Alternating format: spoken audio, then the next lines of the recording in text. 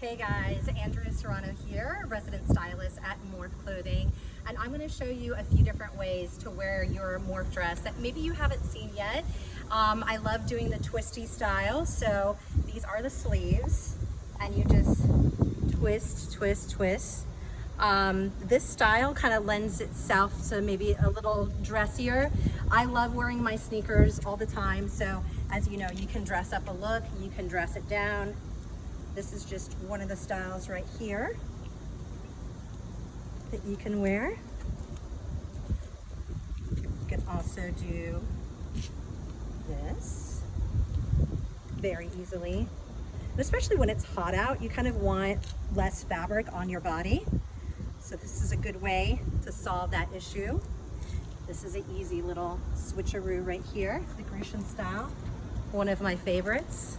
And then of course these sleeves turn into a belt as well. So to change up that style and kind of keep the twisting theme going on, you can do something like this, a little umpire waist situation, tie it in the back.